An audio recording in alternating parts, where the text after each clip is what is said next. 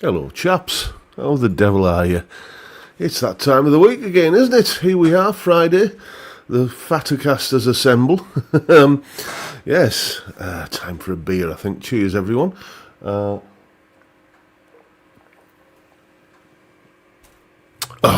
me. I forgot to put my beer in the fridge this morning. I was panicking, and then I realised that there was a slab in the shed. So that's plenty cold enough. As ever, I'm on the Carters. If you don't know what that is, you're obviously not been watching. It's 3 and a bit % guzzling lager from Aldi, and it's £8 for 15 cans. And it's perfectly guzzleable.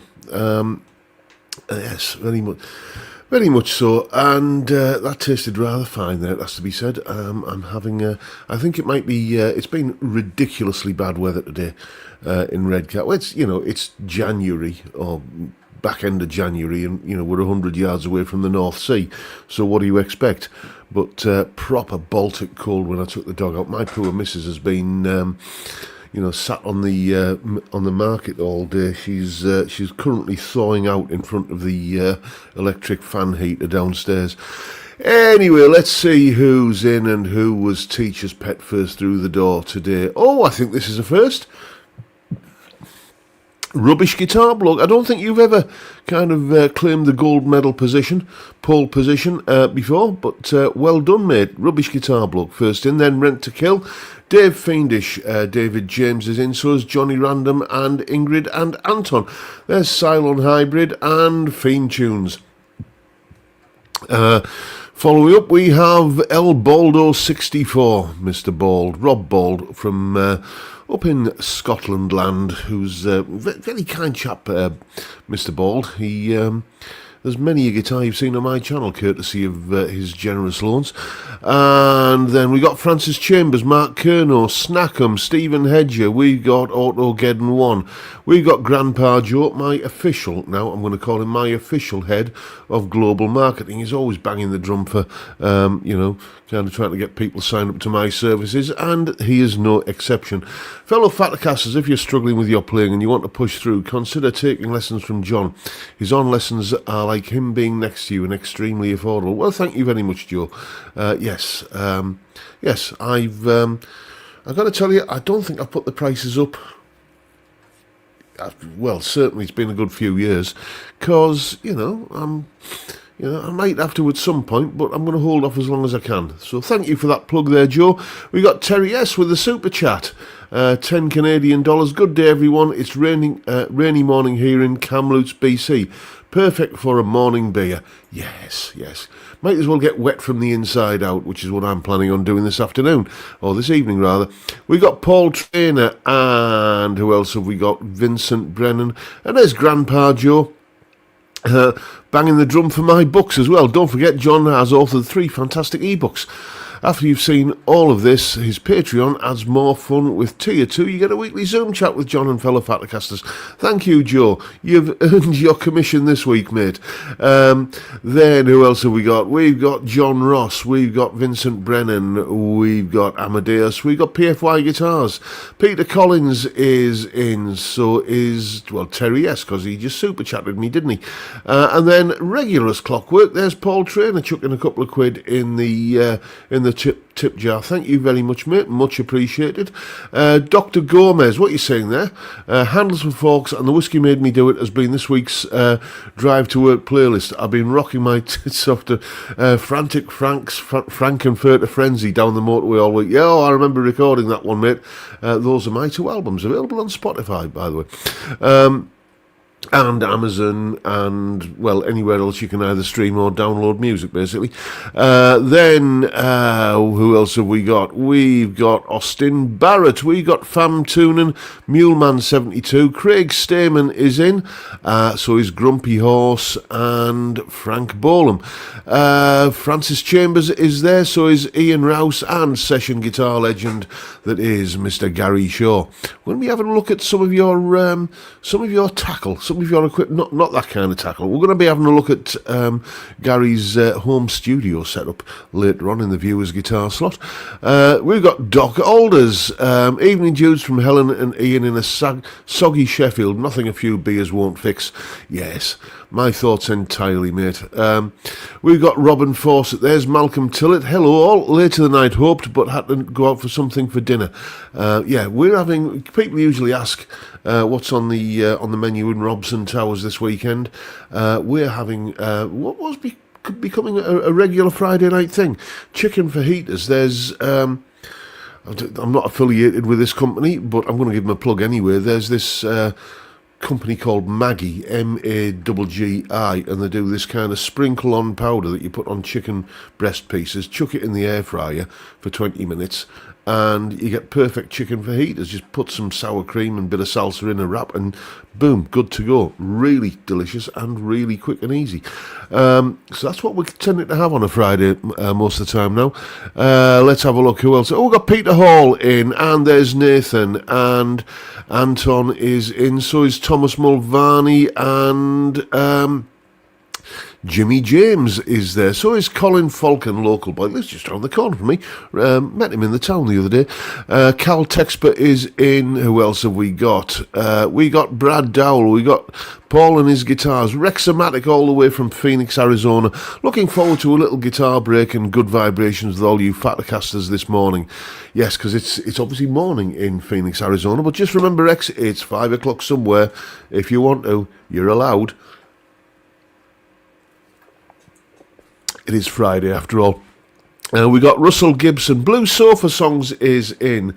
So is Chris Ottewell. And who else have we got? K1 China and Ron Wells. J.R. Channing. Mr. Chris is in. So is Moon's Guitars. And we've got Old Middleton 47. Anyone else? Let's have a look. Toto Twice is in, so is Silver Smurfer. Maiden Man 74. These are all the latecomers. Anyone else? Let's have a wee look. Scrolling down. There's Mr. J. Ao Young, if I haven't said you already. Miserable Old Geezer, yes. Miserable Old Geezer, the artist formerly known as Mississippi Blues. We've got Eric Luttinger, and the Lamb Live is in. Dry January's nearly done and dusted. It's been emotional. Yes, people keep... I don't know what this thing is, a dry January. I mean, it's just, self-flagellation taken to the extreme. It's the coldest, wettest, most miserable, skint month. You've got a credit card bill arrives halfway through that reminds you how much you spaffed away on Christmas, and then you've got HMRC, the tax man, knocking on your door as well. You think, I'm living through that without a beer? You've got another thing coming. My pal Steve Cassidy is in there, as is Greg H. By the way, Steve's got... regular as clockwork, Steve has a video goes out at 6 p.m. on a Friday. So straight after this live stream, you can go and recharge your glasses and go and catch Steve's video. There's El Duderino, and who else have we got? Darren Myers is in, so is Bill Mumbo. Alan Hoole is in. Let's Greg 2723. Let's have a look. Anybody else? Robin Fawcett. I think that's pretty much everybody. Oh, there's Mark Card, Lathe of Heaven, and John Little is in. Every time I think I got to the end, another battalion of you come over the top of the hill. Why is my phone pinging? Yes, I'll catch up with that later. Anyway. Where are we? Steve Cassidy saying, thank you for the plug, Mr. Robson. You're more than welcome, mate. Go and give Steve a subscription if you're not already subscribed to his channel. I imagine most of you are, but just check, because YouTube does that thing. The kind of the unsubscription kind of thing kicks in sometimes. I've had it happen to me, so just go and check. And that goes for everybody else. You know, anybody that you can see in the chat that's got a blue spanner next to the name, it means that they've probably got a YouTube channel. Go and just give them a sub. Anyway, let's tell you what's coming up on the channel this week. Sunday's video is basically me opining a little bit on what I think is the most versatile guitar and amp rig in the realm of classic rock. You know, and if you want to know what that is, you're just going to have to wait until Sunday. But there is a certain very, very popular choice of guitar and amplifier for us of a classic rock, blues rock persuasion.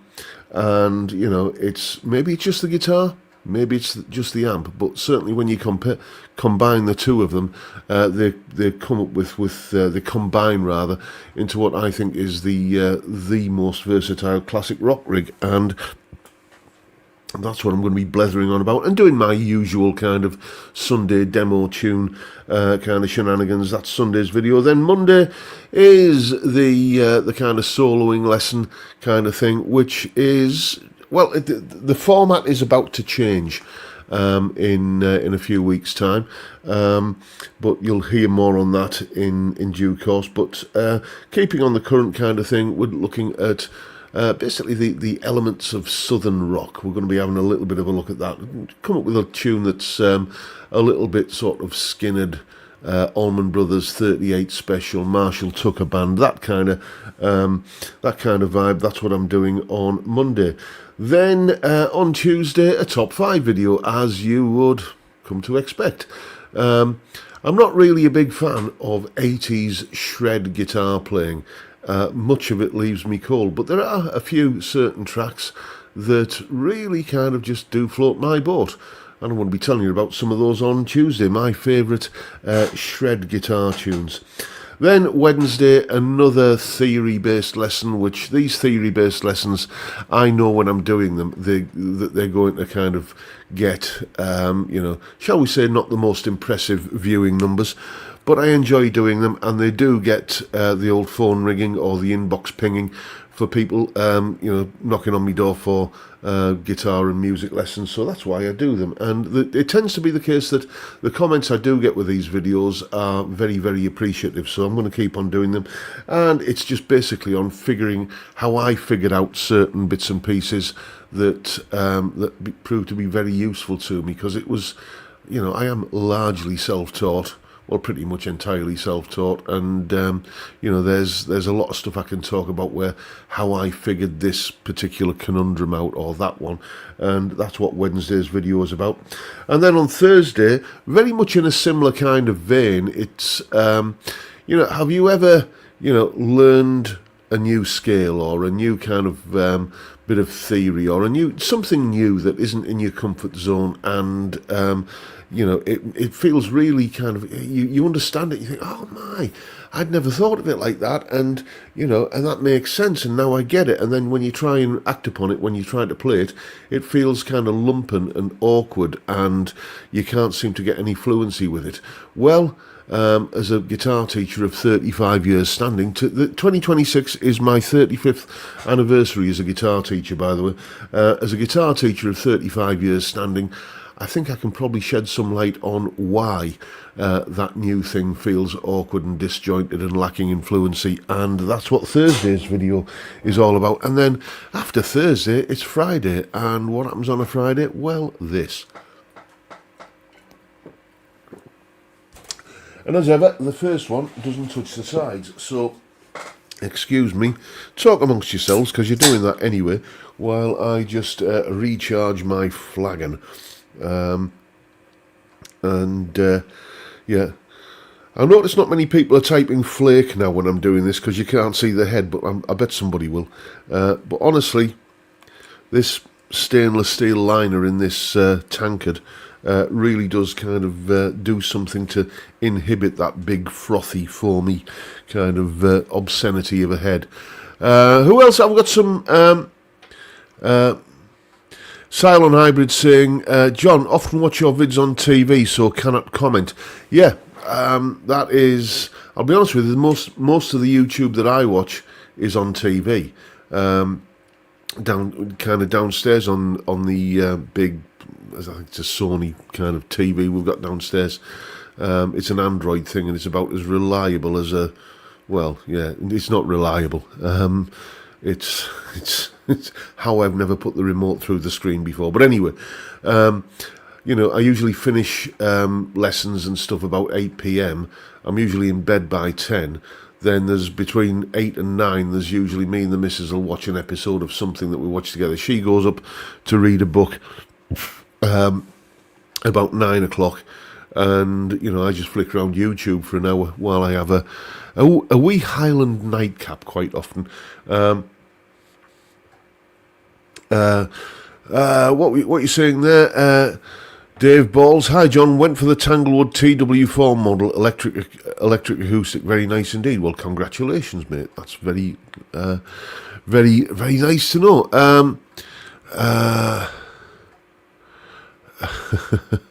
Let's have a look. See what I've missed in the chat. Chip Young is saying, my playing is always lumpy and awkward. We all have days like that, mate. We all have days like that.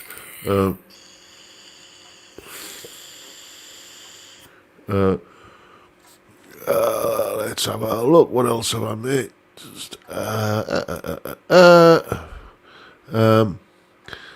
Stephen Mackey saying, what's happened to Stephen James Guitars? Website gone and phone's not being answered. That's the first I've heard of it, mate.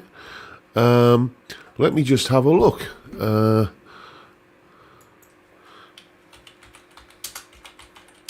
Stephen James Guitars. northeastguitar.co.uk.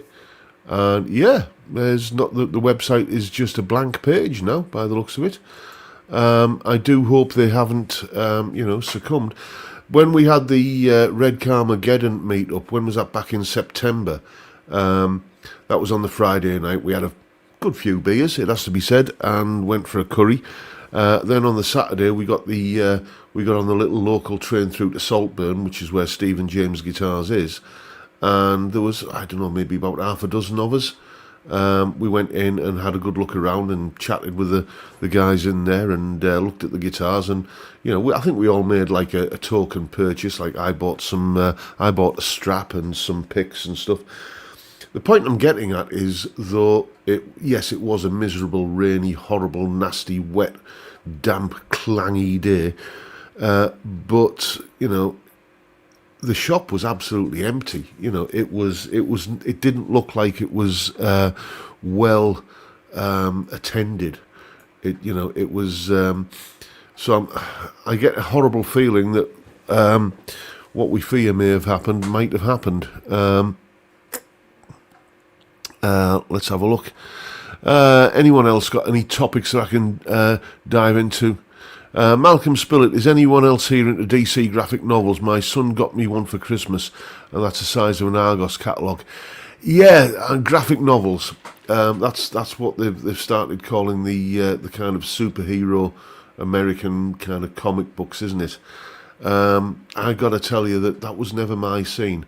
I kind of, the comic books I used to read when I was a kid, and I must admit, I did think about getting some just for nostalgia value till I saw the prices they were changing hands for.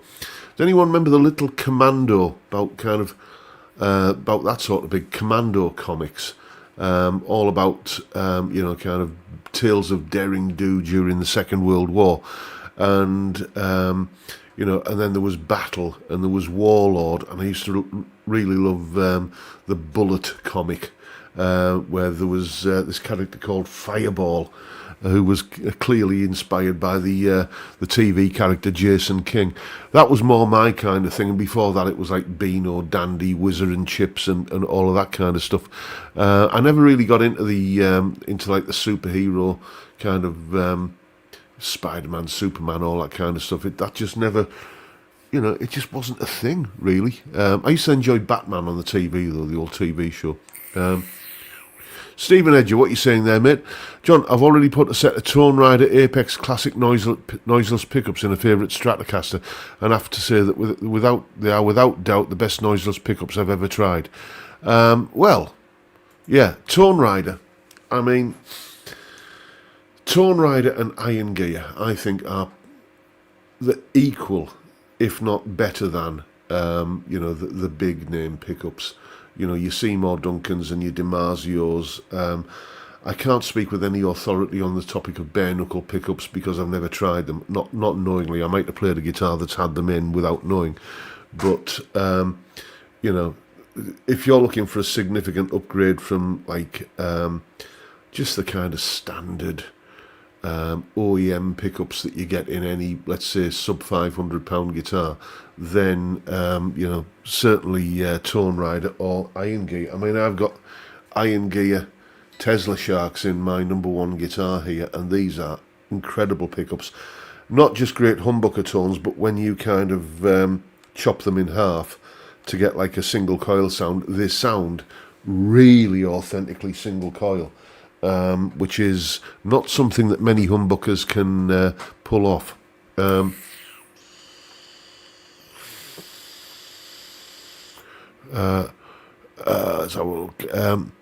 The Lamb is saying, I used to get Dino and Dandy and Beano annuals. This year I picked up the Viz annual. It was on Amazon for £4 and it gave me a good few laughs already. Oh yes, you gotta love Viz, haven't you? That is possibly something that has not been on the radar of people beyond these shores, but Viz comic, V-I-Z, or Z as you might say. It's an adult humorous comic, and it is hilariously funny. Biffa Bacon and Sid the Sexist, and who else? Some other characters. Sweary Mary was always a good laugh. Fantastic stuff. What else have we got? Steve Cassidy is saying, I love split coil tones even when they don't sound super accurate to proper single coils. Fair enough, mate. Yeah, there is, when you chop a humbucker in half, usually it doesn't kind of sound like an authentic single coil, the Iron Gear pickups notwithstanding.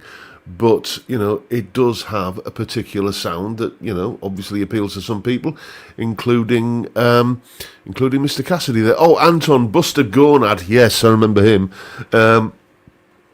And Roger Melly, the man on the telly, there was another one. Inspired by a real-life newsreader in the Northeast, a chap called Mike Neville, so sadly no longer with us, but great stuff. Anyway, I have a new feature that I'm going to try out with you on the live stream this week. It just came to me in a flash of inspiration. You know how, God rest his soul, our dear departed friend, China guitar skeptic Mike used to do, and today is National, Lager Day, or today is National kind of Teddy Bear Day, or that kind of thing. Well, I don't know where this idea came from, but it's a similar kind of thing. What we're going to do now is have a little bit of a look at things that happened on this day, January the 30th, in years gone by in the field of rock music. And starting off with a sad one, really. January the 30th, 2025, English singer, songwriter and actress Marianne Faithfull died at the age of 78. The one-time girlfriend of Mick Jagger achieved popularity in the 1960s with the release of her hit single As Tears Go By, written by Jagger, Richards and Rolling Stones manager Andrew Loog Oldham, and became one of the lead female artists during the British invasion in the United States. On this day, 2016, David Bowie reached number one in the American album charts for the first time with Black Star, released 2 days before his death on the 10th of January.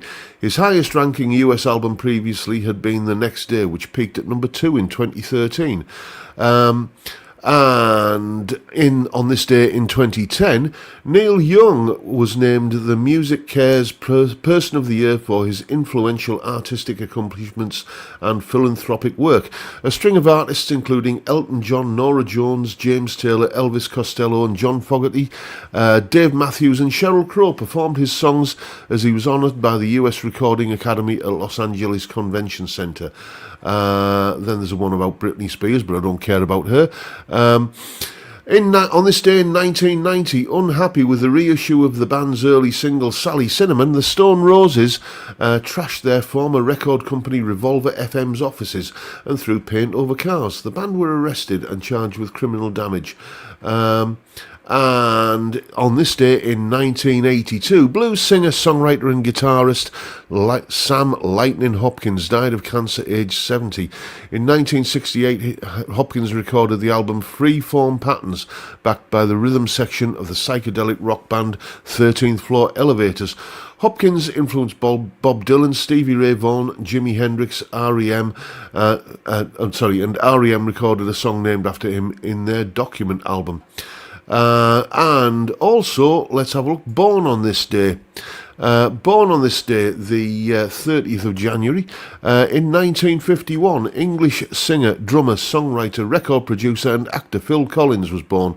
As a member of Genesis, he had the 1986 US number 1 Invisible Touch, 1992 UK number 7 I Can't Dance, 1992 number 7 single I Can't Dance, plus 6 UK number 1 albums. As a solo artist, Collins had the 1988 UK and US number 1 single A Groovy Kind of Love, plus 6 other US number 1s and 4 UK number 1 solo albums. Acting roles included Oliver, Buster and Miami Vice. He has an uncredited part as an extra in the Beatles film A Hard Day's Night, where he's amongst the screaming teenagers during the concert sequence. And we'll make this the last one, in 1947, English guitarist, singer and songwriter Steve Marriott was born.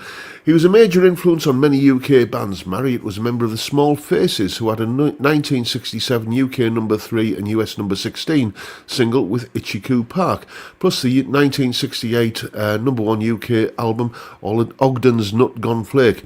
He later formed Humble Pie with Peter Frampton, who had the 1969 number 4 single Natural Born Boogie.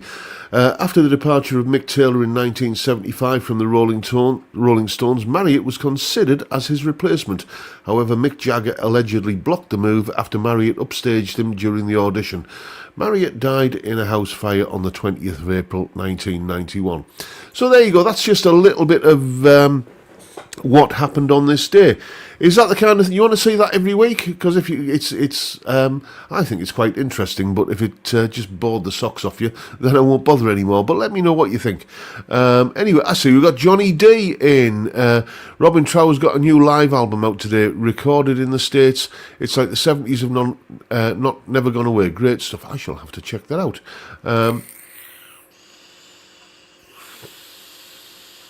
Johnny Random saying, keep it up, mate, fascinating. And yes, keep it up, John. Right, that's it. We shall do that every week then. Anyway, we're about halfway through proceedings, so I'm just going to take another wee bit of lubricant. And then we're going to head off over to see what is in this week's gallery. The pictures that you have sent in. Don't forget, if you have any pictures of guitars, basses, anything at all that you use to make music, send them over to me.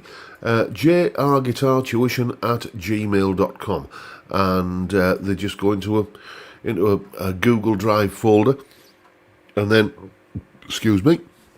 every week I pull 9 or 10 out at random, and we have a look at them. So let's see what we've got this week. This first one is a bit of a humdinger, I've got to tell you. Wait till you see this one. And where are we? There we go. So yes, can I remember how to share the screen? There we go. We just click share screen. That's easy enough, isn't it?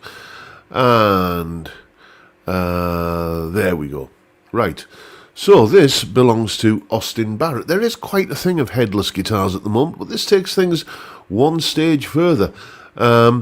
A headless guitar made of what looks like, is that aluminium or steel? But this is Austin Barrett's Hyper B, which he assures me is an absolute dream to play. It's certainly striking looking. It's that's the kind of futuristic, kind of space age looking guitar that an old dinosaur like me should kind of recoil from. But I actually find that quite. It's visually striking, and it doesn't it doesn't strike me as something, I should hate it, but I don't. I'd be interested in trying one of those, actually, to be honest with you. The curiosity factor is there with me on that one. You could certainly kind of claim the exclusivity points there, couldn't you? Turn up for a jam night with one of those, and you look around, and who else has got one of these? Oh, that's just me.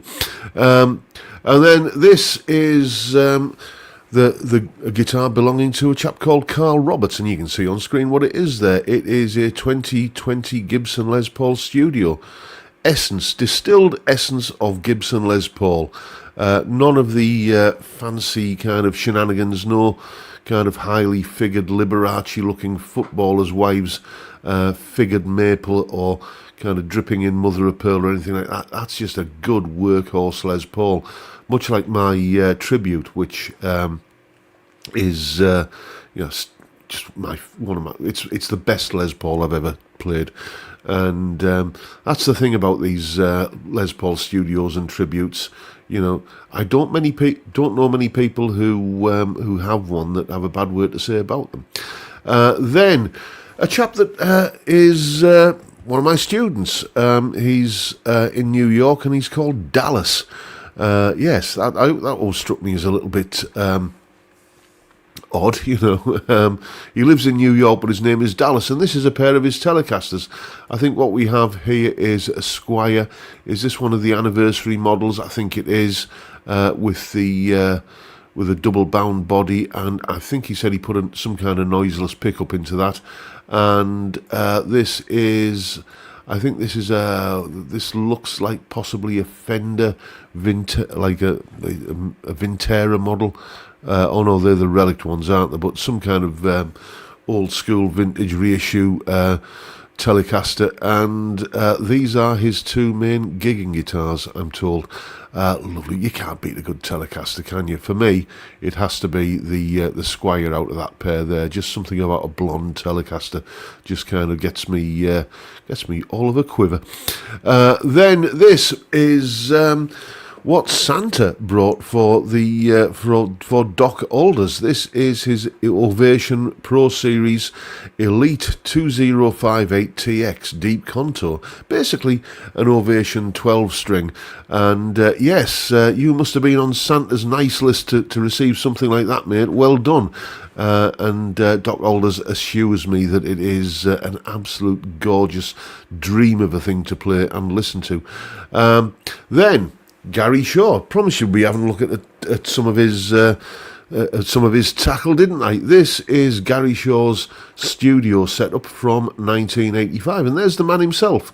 And I did an interview with Gary a little while ago on the channel. Gosh, a couple of years ago now, probably. And the thing is, he doesn't look any different in the 21st century than he does there. He's got a picture of Dorian Gray in his attic, I think, because he hasn't aged a minute. And that is his 1985 setup. Shall we have a look at his 2026 setup? Things have changed a little bit. Here we go. There we go. That's what a 2026 home studio looks like. Dearie me. I mean, I do a lot of recording. I do an immense amount of recording just for videos and stuff. But that would have me, clenching a little bit. Dear me, it's like it's a case of what does that button do? And you think you might inadvertently launch a nuclear strike. That's some setup you got there, Gary. I hope you know your way around it, because I certainly wouldn't. I'm a thick northern simple bloke, but wow, that's impressive. Then another guitar from the legend that is John North. He sent me an absolute metric ton of guitar pictures, and this is another one of his Telecaster parts casters. So what have we got here? We've got all parts body and neck. Neck is C, but with a 7 1/4 inch radius. Clouson Deluxe tuners. Fender bridge with Glazer saddles, 51 vintage bridge pickup, Monty's Jazzmaster neck pickup, separate volume controls wired so one pickup is always on when the other is at 0, and in the middle position. Fender Bullet 9s, and the only strings for a telly. I've never got on with Fender strings, I've got to tell you. Maybe it's my personal body chemistry, but the moment I touch them, just the oxidize. You know, I can get. Well, back when I was gigging, I used to go through a set of strings per gig. I used to change them every day, and those were sort of D'Addario regular. Are they the XLs? But Fender Bullets, I couldn't even get through a gig with them. You know, I'd be they'd be rusty by the start of the second half of the show. So, yeah, but each to their own. It's all to do with your own personal how acidic your perspiration is, I think. Anyway. This is Johnny D's FSR Strat, a beautiful looking thing. I'm not the world's biggest Strat fan, as you know. I keep telling you often enough, but dearie me, that is a thing of beauty, isn't it? That's really got that Hank Marvin vibe going on, hasn't it? You know, I will always have a soft spot for a Fiesta Red Strat.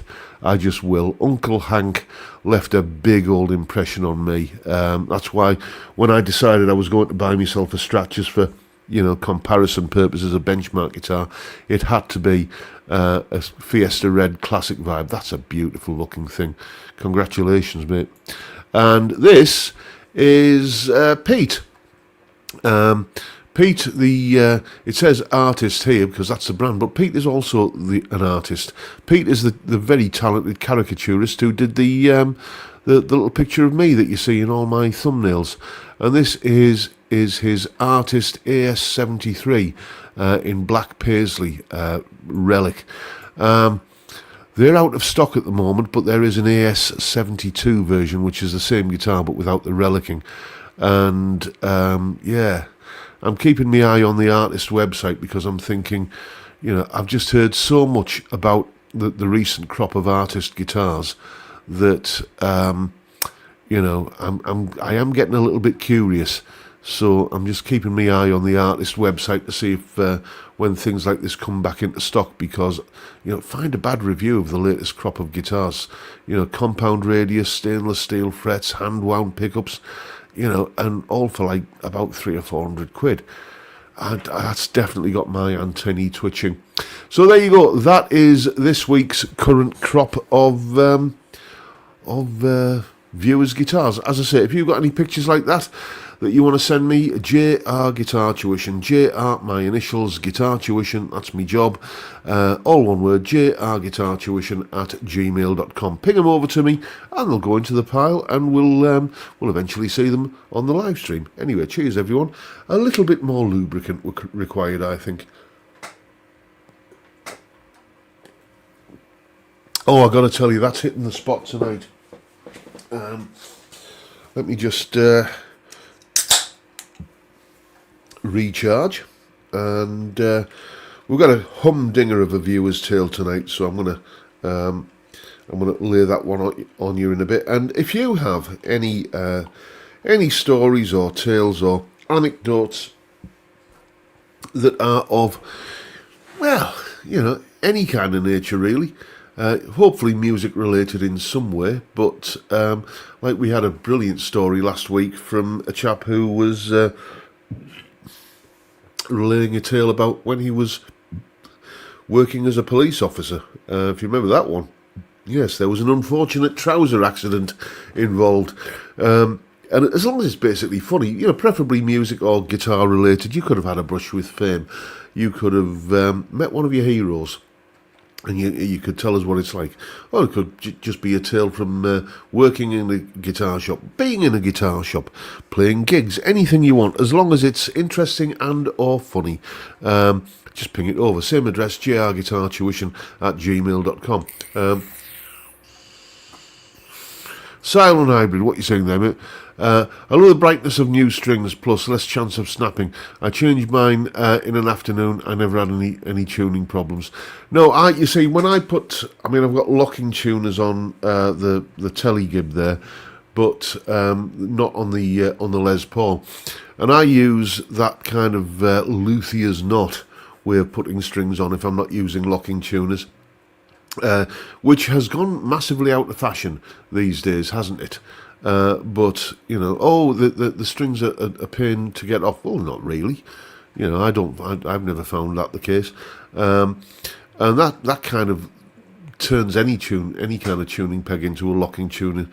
So and you put those on, stretch them in, and I don't have tuning issues with fresh strings either.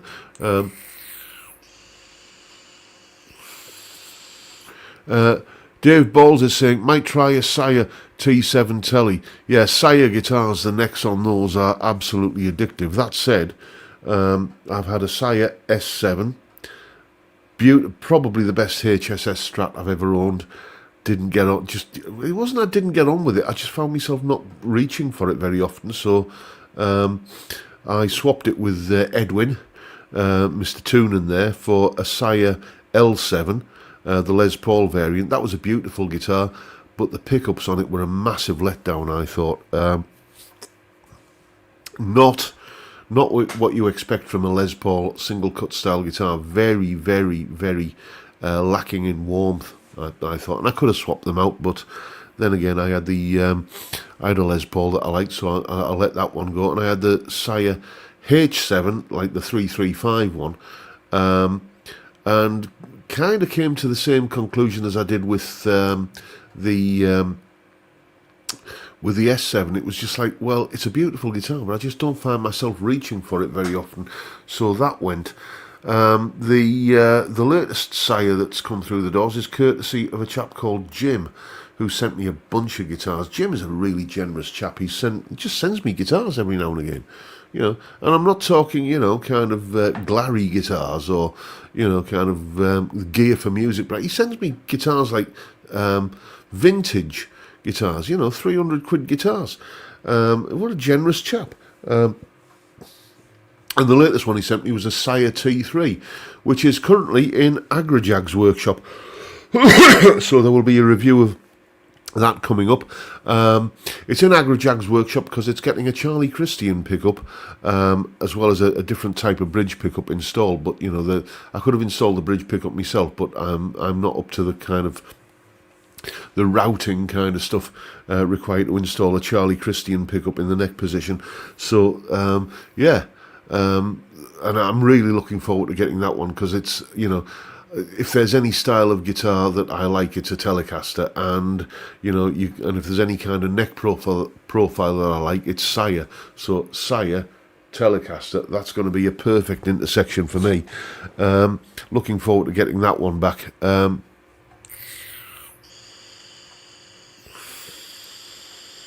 Where are we? Let's have another wee look at the chat. I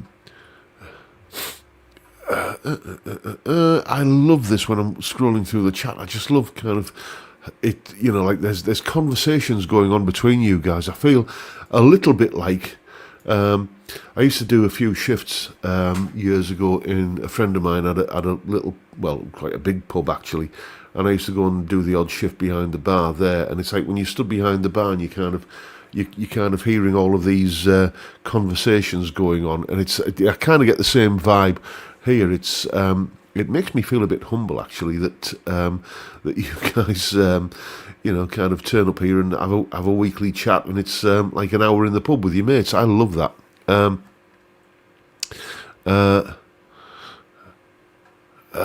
El Baldo saying, just watched the new Ted Danson on Netflix, gentle comedy. I needed that after Gangs of London. The last thing I saw Ted Danson in was that, was it called Becca or something? Can't remember, where he played a cynical, world-weary New York doctor. That was, that was quite funny, but there was some great blues guitar just in the theme tune that I seem to remember. J Hull 10 is saying, hi, just finished grade 5 and decided to quit my lessons. Do you have any tips on what to prioritise and motivation for progressing? Yes. Have goals. Have goals that are personal to you. toyed with the idea when the grade system came out in the 1990s of signing up for that and starting to teach it. But when I polled my students at the time, there was minimal, if any, interest in, in doing so. People want to learn the music they want to learn, and and emulate their heroes and their influences, rather than having a framed certificate to hang on the wall. I think the best motivation is to have a project that you're working on. It could be you could get into home recording, write and record an album, like I did last year. A vanity project, I'll admit, but it does focus the mind, and you will inevitably come up against things that you want to play, tunes that you want to write, licks that you want to play that are challenging for you, and you have to coach yourself into doing those things. My playing, when I was recording that album, I noticed my playing and my practice discipline went through the roof. I was having to work on things that I wanted to be able to do. Or, if you're not into home recording, join a band, join a covers band, start a covers band, get out there and start playing. And and somebody will inevitably suggest some song where there's a scary guitar solo that you think, I don't stand a cat in hell's chance of playing that. But hey, you've got to be able to turn in some kind of performance, and that motivates you towards, kind of improving, self-improvement and practicing. Have some kind of project to work on which gives you a goal to work towards, rather than just ticking boxes to get you through a particular exam. That would be my advice, mate. El Duderino is saying, is it easy to put songs onto Spotify, John? I'm really curious about how to do that. Use a service called DistroKid. I think you pay some ridiculously small fee, like 20 quid a year, and they get your music onto all of the streaming services, Deezer, Spotify, Amazon Music, Google Play, or just basically anywhere where people stream or download music. Your music will go to those platforms, and it's 20 quid a year, and you keep all the revenue from your recordings. They also will, for a one-off fee, do all of the legal stuff and everything to allow you to release a cover version, so you can do that.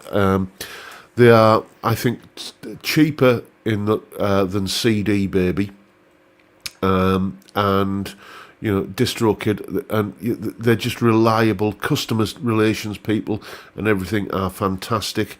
The payouts are easy to negotiate. You don't have to jump through hoops to kind of get your money. Yeah, and it's just a friction-free process. DistroKid. That's who I would recommend. Silent Hybrid. When I was gigging, I used to do a Les Dawson style number. Used to make me think before I played it. Most songs are automotive. Time for a story, says Jimmy James. Yes, it is. Yes, I usually try and kind of squeeze that in about 1:45 or 10:10. So we're going to go and do this week's Viewer's Tale. Let's go to the relevant folder. Excuse me, my cough's returning. Where are we? Viewers' Tales. Oh, here we go, Viewers' Tales.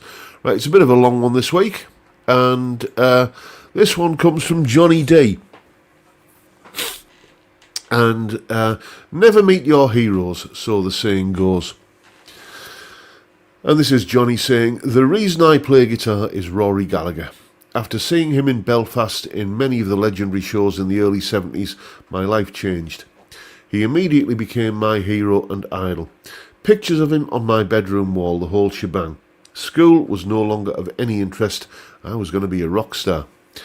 I often dreamt of meeting him, though I knew it would never happen. But then, as they say in the movies, fast forward about 20 years later, my mate George, bassist in a band I was in, called me one lunchtime and asked if I fancied going to see Rory. Thinking it was an upcoming gig, I said, yeah, sure, when is it? To which he replied, tonight. My brother John is supporting him. Turns out George's brother played old-style acoustic blues brilliantly, something I never knew. But needless to say, I agreed and off we went. The venue was around 100 miles away, but that didn't matter. There may be a chance to meet Rory, and who knew, maybe even shake his hand. So we get to the venue and are shown into the backstage area after telling the guys on the stage door we're family.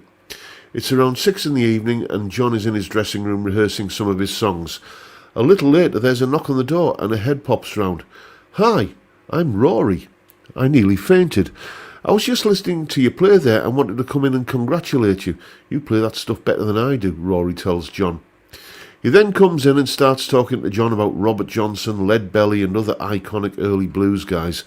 Then he just hangs out for a good half hour, during which time I summon up the courage to have a fanboy chat with him. He was so humble and friendly, and we talked about his Belfast shows at length, plus his Strat and where he got it from. He then had to go and get ready, but invited us to watch the show from the wings, something we did. It was amazing to be that close to the action. As he passed me by in the wings to open his set, I got a sneaky grope of the Strat. The whole thing was just so surreal, and I sometimes wonder if I dreamt it, but I didn't. It's all true. Never meet your heroes, they'll disappoint you, is the old saying, but in Rory's case it was way off the mark. It was a joy and a privilege to meet and chat with him, and I still don't think I've washed my right hand since then. Signed, Johnny D. Johnny, mate, that is an absolutely fantastic tale.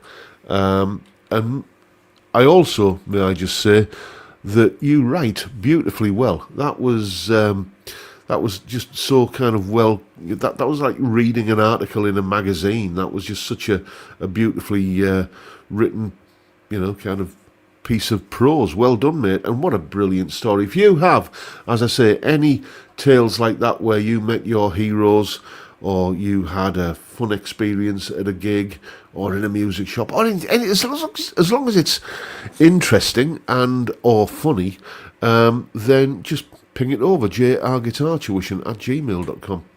Cheers, everyone.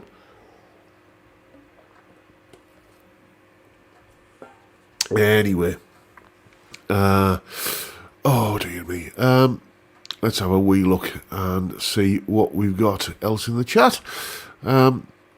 I've just noticed that usually there's a... Oh, yeah, there it is. It came back again. Usually there's a counter telling me how long I've been blethering on for, and it just disappeared there for a moment.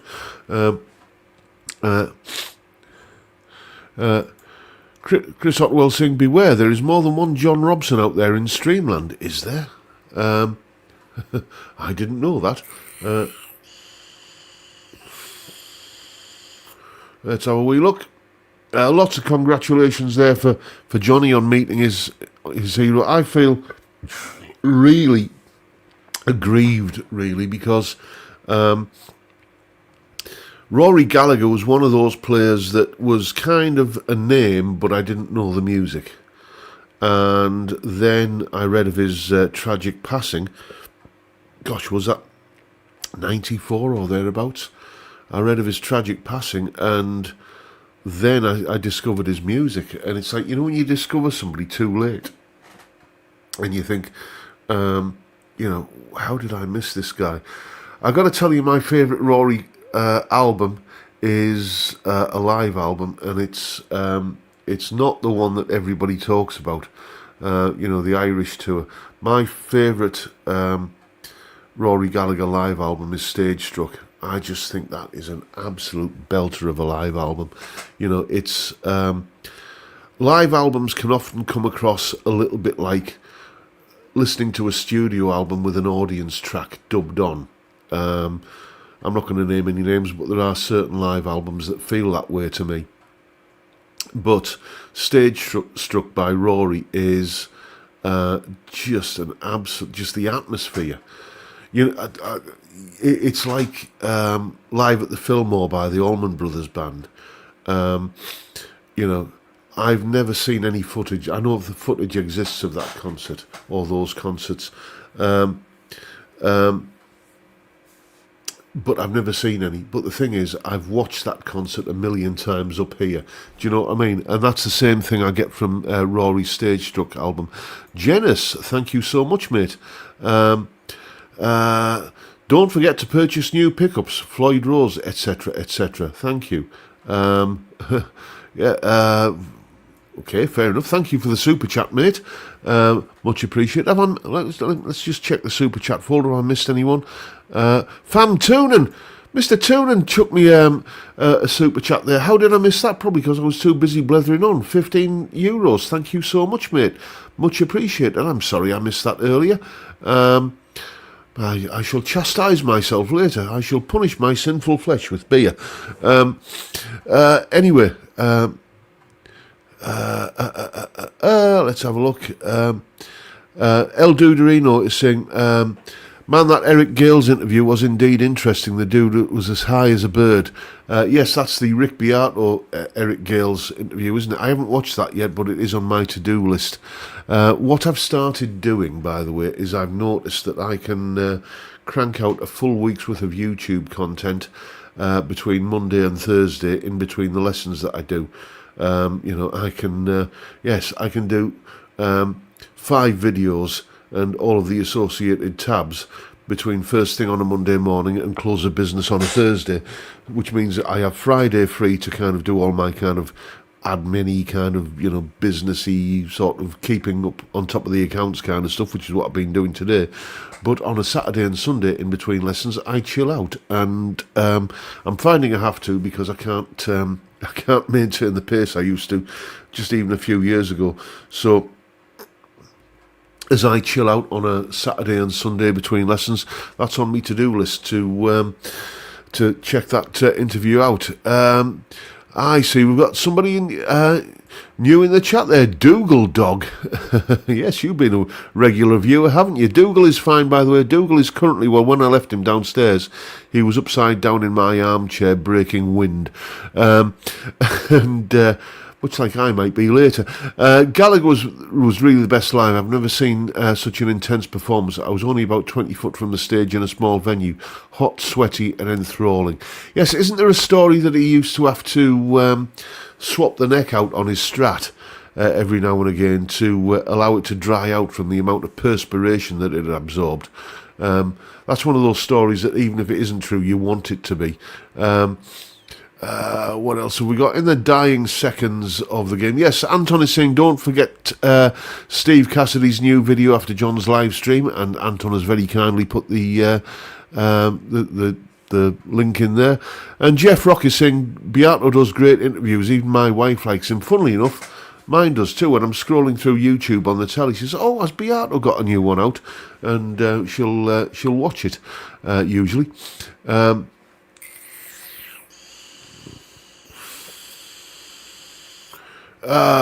Yes, that's another great one, Jimmy James. Check out Beato's one-note test. See if you can identify the guitarist from one note. I got to say, I watched that one and failed absolutely miserably. I was completely kind of confuddled and perplexed by that. Vincent saying, "What's with the spanners changing?" I don't know, mate. I don't know. The spanner. Presumably, you mean the mod spanners. I don't know. I have no control over that kind of thing. It's a shame that Noel Gallagher Beato the Noel Gallagher Beato interview isn't allowed to be released. I didn't know he'd interviewed him. Was there some controversy over that that put a block on it for some reason? Let's have a wee look. Have we got anything else to talk about? I think we'll call it quits there for tonight, chaps. It's been a blast, as always. Thank you for turning up and listening to a fat, bald northern lad blether absolute bollocks for an hour. I never have any clue what I'm going to say, but you always keep me going, and I'll keep going until you're sick of me. But for now, time, gentlemen, please.